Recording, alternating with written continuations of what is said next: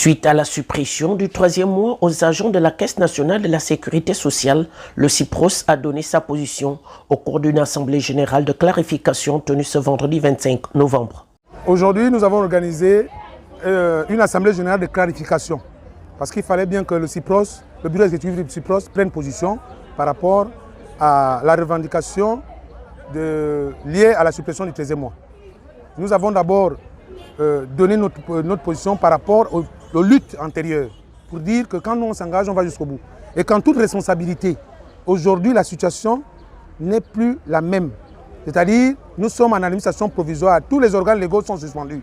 Et nous n'avons pas l'appui des retraités ni de la FEG.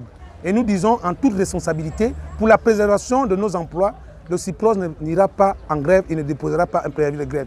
Le CIPROS prônera toujours le dialogue. Nous disons, si ces efforts-là vont dans le sens de payer nos retraités et ceux qui sont en souffrance, de payer les IGM, les indemnités journalières qui sont en souffrance, nous disons que cet effort-là, nous allons le consentir. À contrario, qu'on nous préserve nos emplois et que nos salaires ne diminuent pas parce que la vie coûte excessivement cher. S'il faut choisir entre le 13e mois et les emplois, nous choisissons les emplois, évidemment. Nous choisissons les emplois. Au cours de cette rencontre de clarification, André Richard Ndibekung a profité de l'occasion de mettre en lumière quelques points d'ombre que certains auraient oubliés. Était articulé sur 10 points qui devaient être appliqués. Il s'agissait donc, c'était un plan d'action. Personne ne sans ignorer ce qui avait été décidé. Ce plan d'action portait sur la suspension des prêts exceptionnels.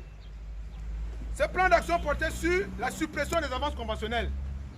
Ça portait sur la suspension des recrutements, suspension des forfaits d'heures supplémentaires, suspension des promotions et avancements, réduction du nombre de vacataires, suspension des stages rémunérés, départ des médecins spécialistes en sous-effectif, gestion de la régularisation financière des cadres recrutés en M14 en période d'essai, départ négocié de mise à la retraite des agents dont l'âge varie entre 55 ans et 58 ans.